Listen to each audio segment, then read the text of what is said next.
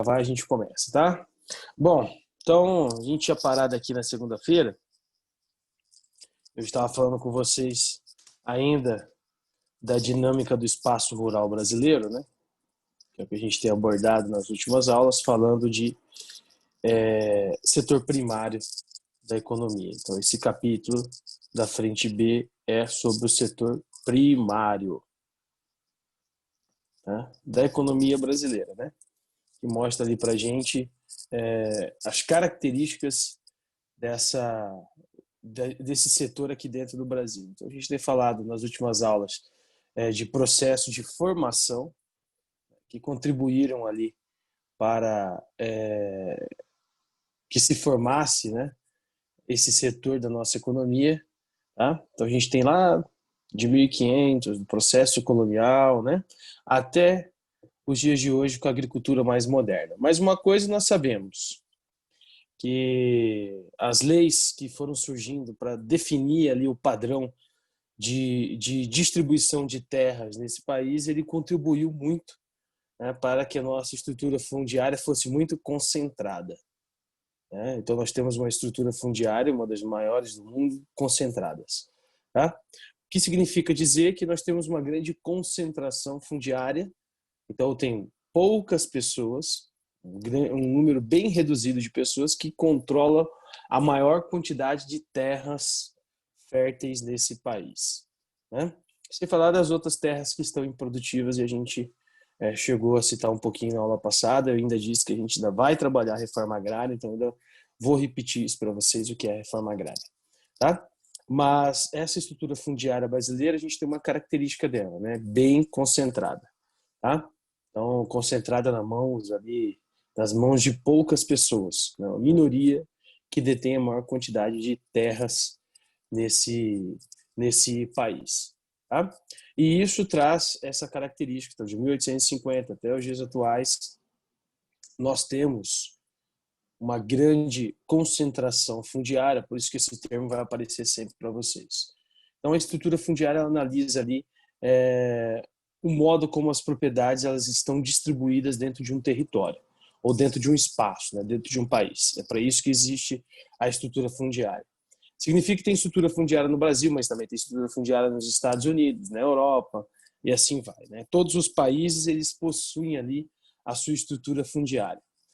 E aí vão ser definidas as propriedades rurais. Se elas são grandes latifúndios, se são pequenos latifúndios, médios ou minifúndios, né, como a gente tem aqui no Brasil também. Tá? Então, é o tamanho da propriedade rural também está ligada aí a essa estrutura fundiária, né? Então, ó, de um país ou região também é muito influenciada pelo nível de concentração fundiária do país. A maior concentração de terra significa que tem uma menor quantidade de propriedades ali, né?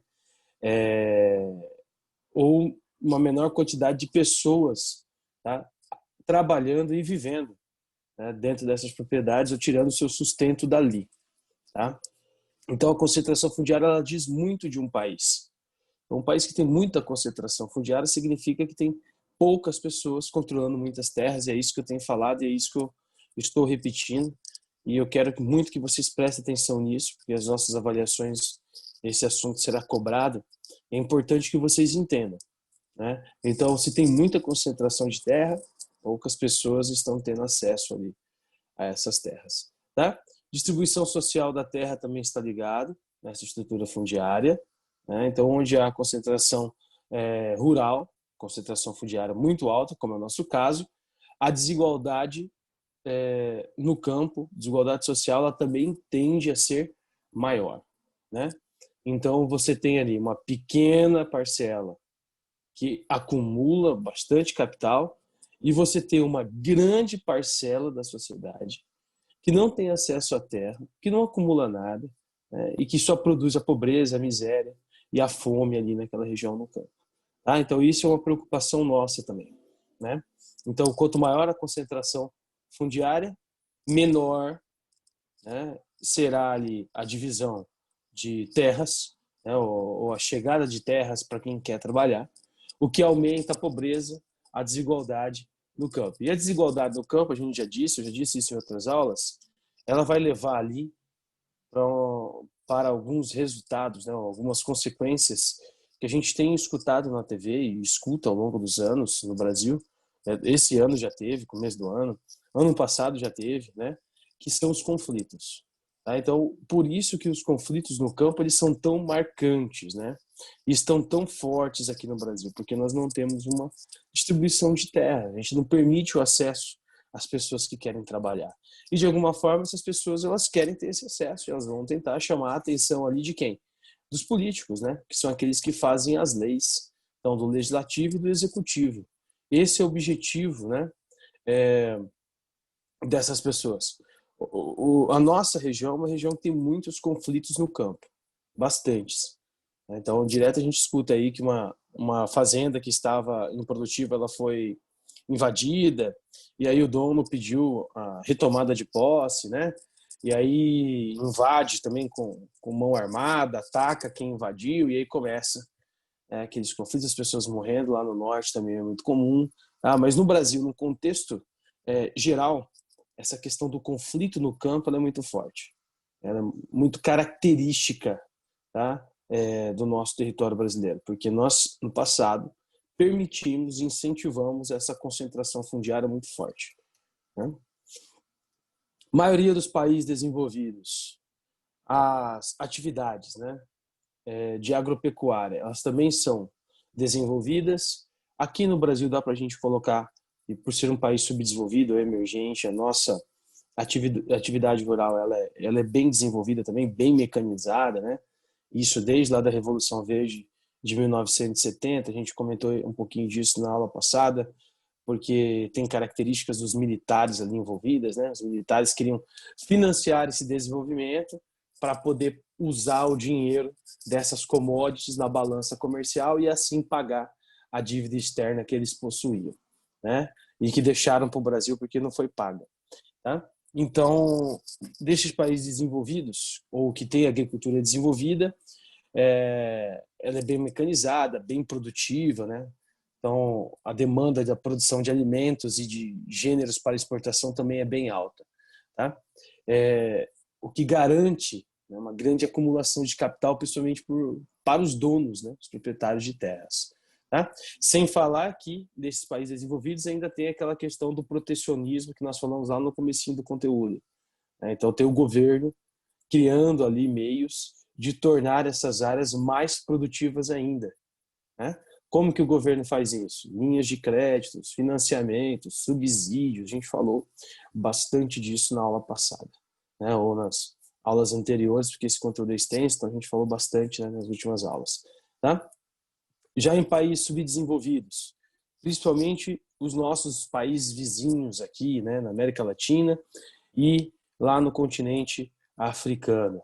Então, a herança colonial, né, acabou marcando esses países.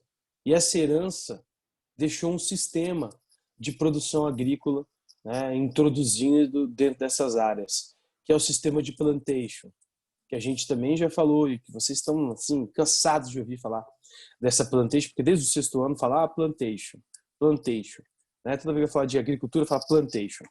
Né? Então, grandes propriedades rurais, né? Produtoras de um tipo só de gênero agrícola.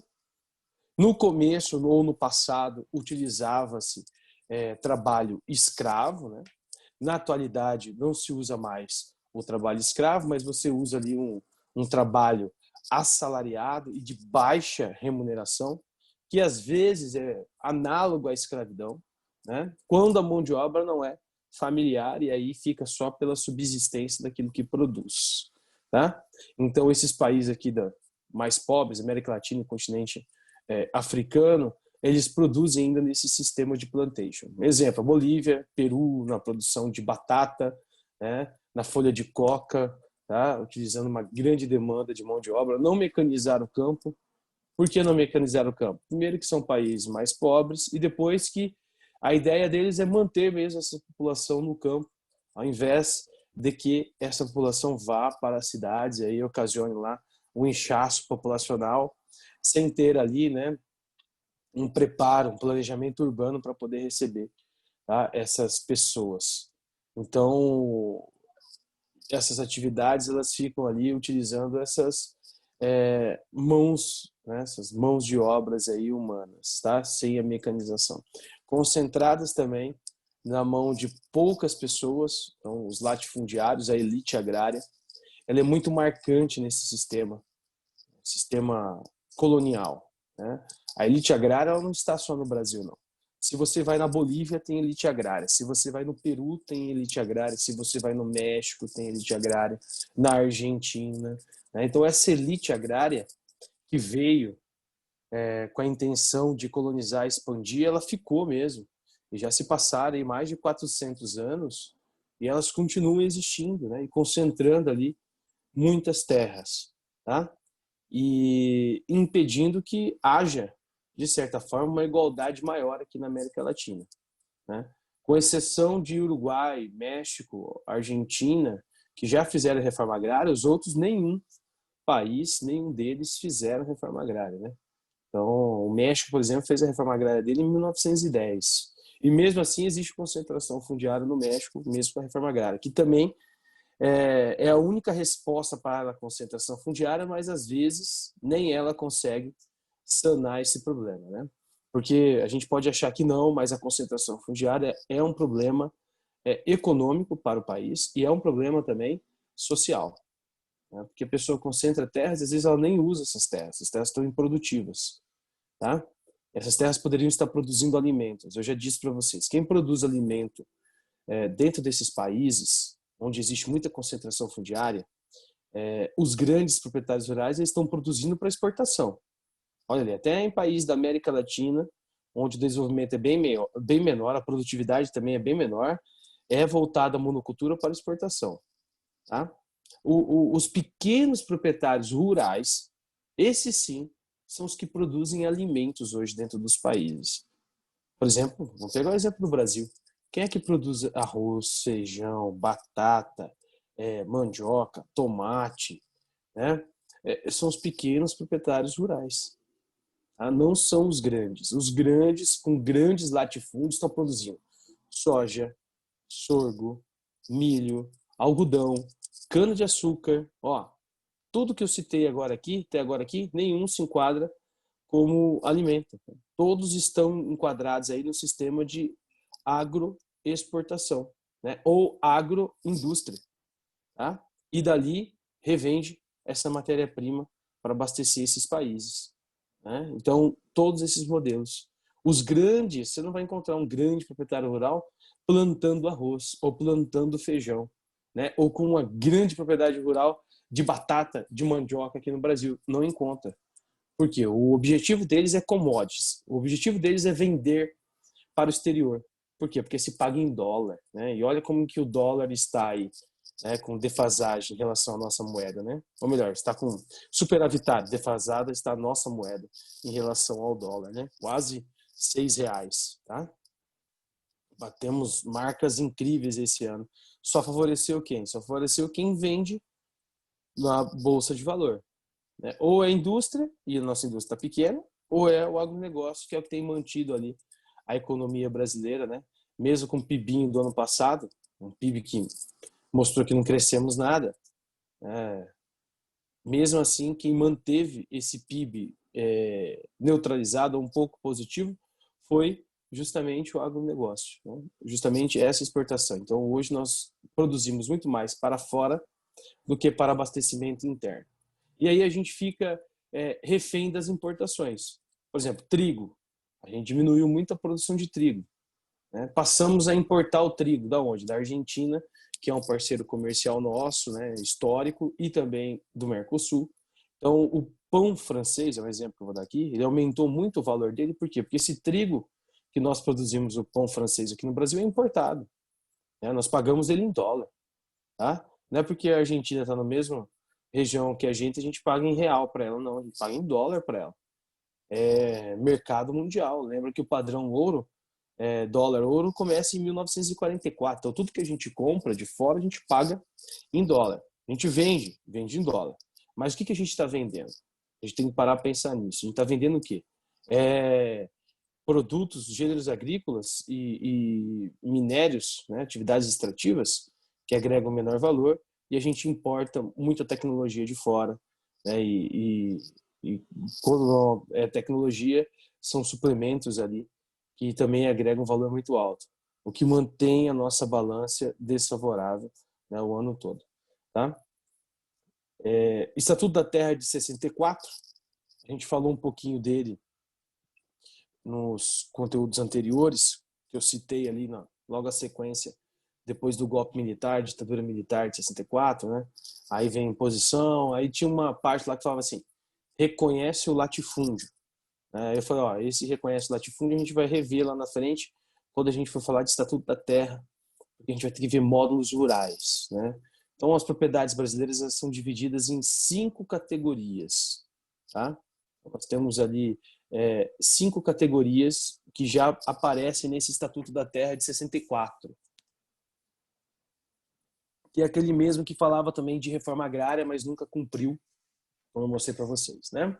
Então, nós temos lá, ó, primeira categoria, imóvel rural, a segunda, propriedade familiar, né, ou módulo rural, minifúndio, latifúndio e empresa rural, que é a moderna empresa agrícola que a gente já viu também, né?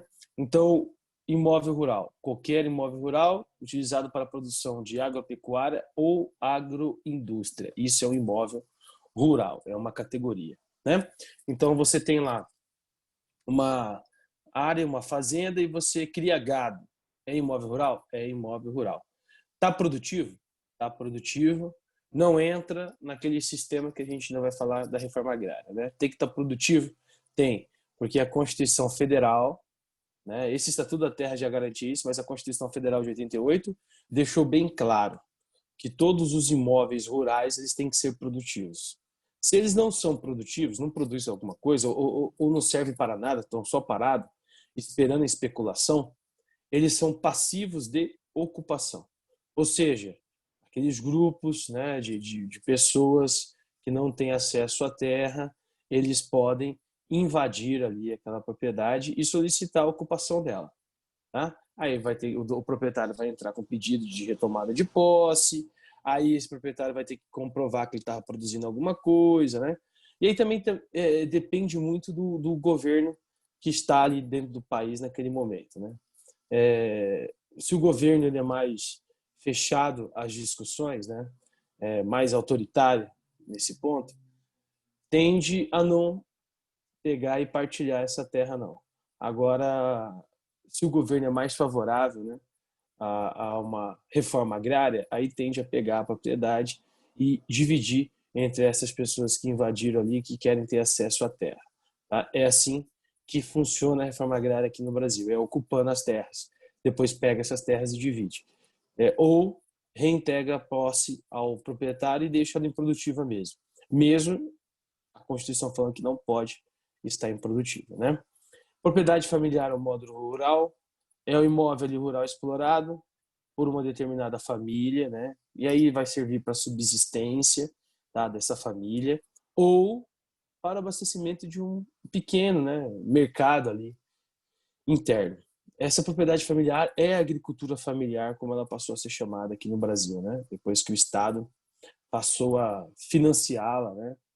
E passou ali a subsidiar essa agricultura familiar. Tá? Agora deu uma diminuída nesse subsídio, mas no passado é assim que funcionava. Né? Minifúndio, ó, já entramos agora nos fundos. Né? Minifúndio, pequenas propriedades rurais com extensão maior do que as propriedades familiares, então elas são pequenas, mas são maiores ainda que a propriedade familiar, tá? Ou maior que a agricultura familiar.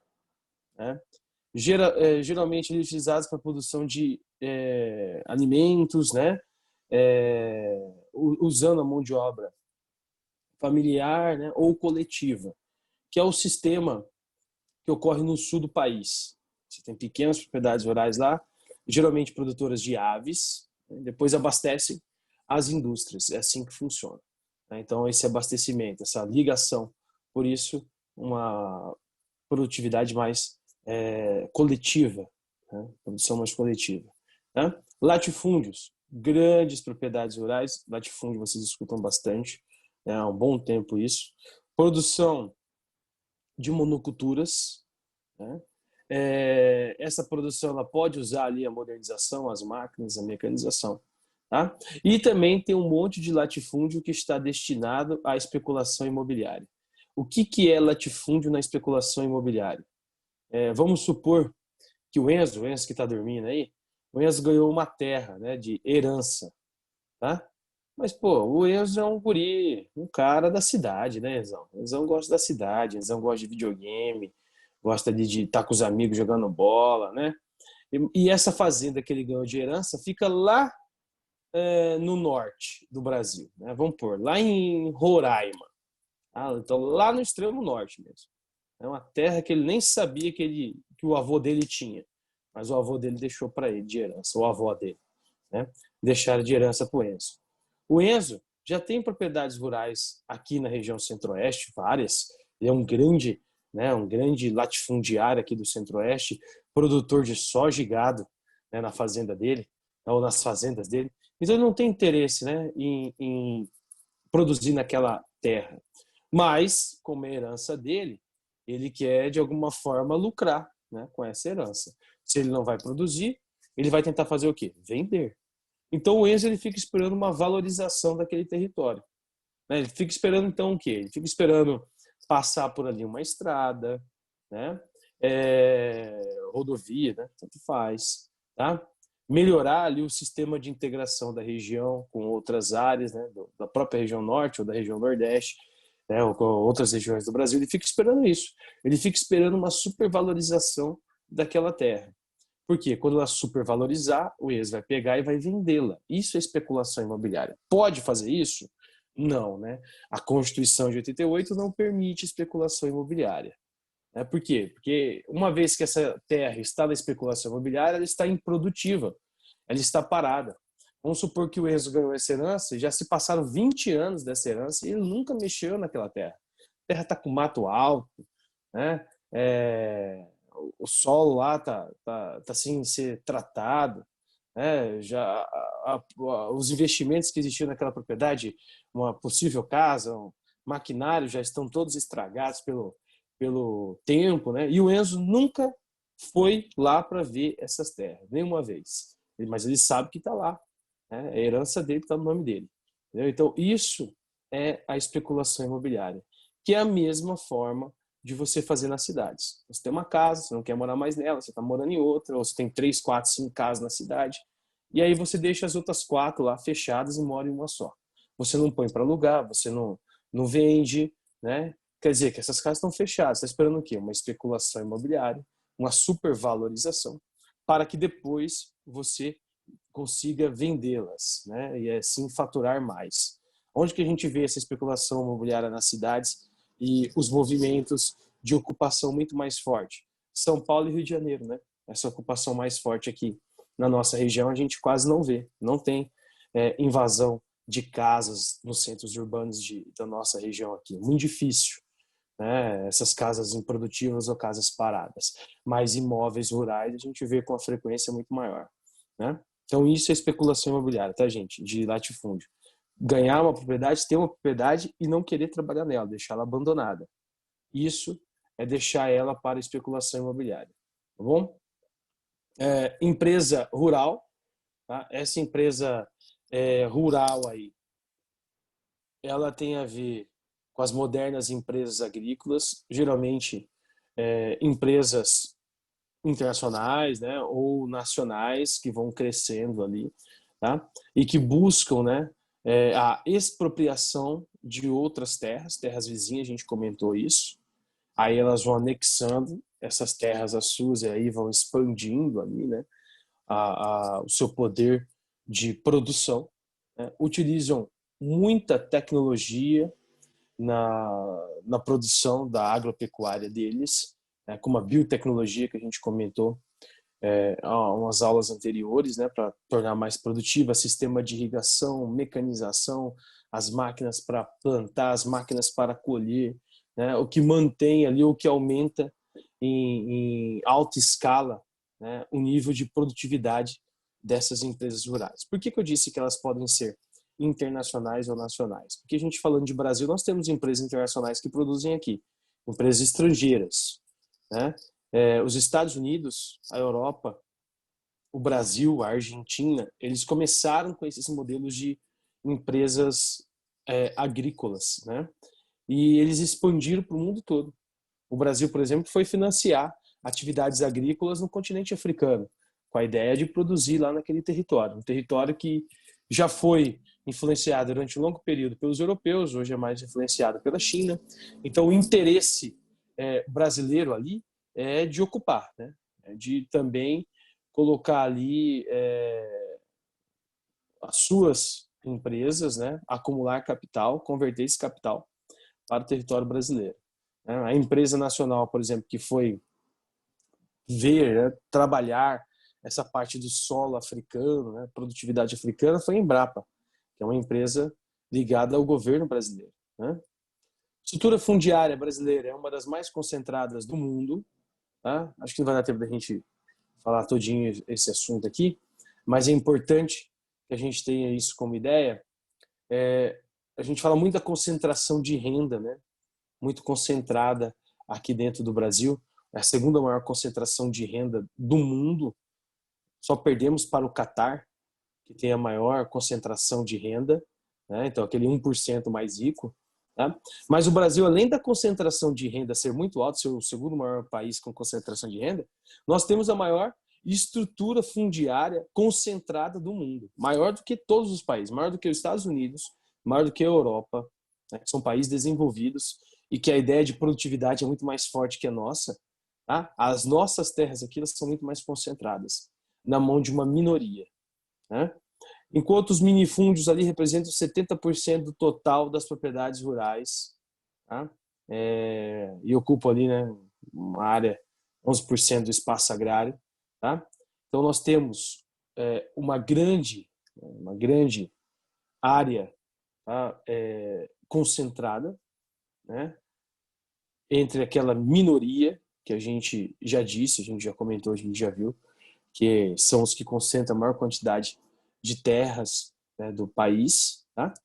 Então, os latifúndios, 55% da zona rural do nosso território. E aí o restante, né, a gente vai dividir ali em médias, né, em minifúndios, em médias propriedades, e aí você tem ali aquela agricultura familiar sendo a menor. Por isso que eu disse para vocês, nos últimos anos, nós passamos a produzir muito mais commodities para exportação, para a balança comercial, porque esse é o interesse, né, do nosso governo, tá? De produzir gêneros do setor primário para manter essa balança competitiva com o mundo lá fora, e de fato isso tem funcionado até agora. Se você pegar de 2002, o governo Lula até agora, são governos que deram muito mais força para o setor primário do que para os outros setores da economia. Então começa lá atrás. O abandono, por exemplo, para parte das indústrias, o abandono ali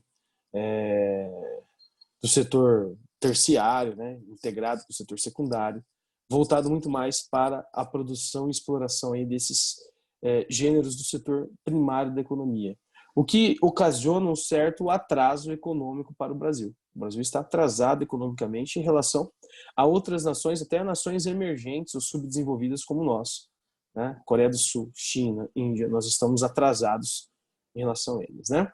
Essa concentração fundiária contribui para o agravamento dos problemas no campo. Os problemas: falta de acesso a terras, pobreza, miséria e conflitos, né? As disputas por terras elas acabam aumentando quando a gente tem muita concentração, tá? Além disso, também contribui ali para a diminuição da produção de alimentos. Então, a tendência de produzir alimentos para o mercado interno ela diminui. E aí o país tem que fazer o quê? Importar alimentos. Então vai importar maçã, banana, né? Tomate, mandioca, começa a importar batata, começa a importar de fora. E isso acaba encarecendo o custo desses produtos para a gente. Então, um produto que você pagaria ali em torno de R$ 2 o quilo, você acaba pagando R$ 10 o quilo. Tomate, há uns anos atrás foi isso, né? Nós perdemos a produção nacional e aí tivemos que aumentar a importação, por isso que o valor dele aumentou. O feijão é a mesma coisa.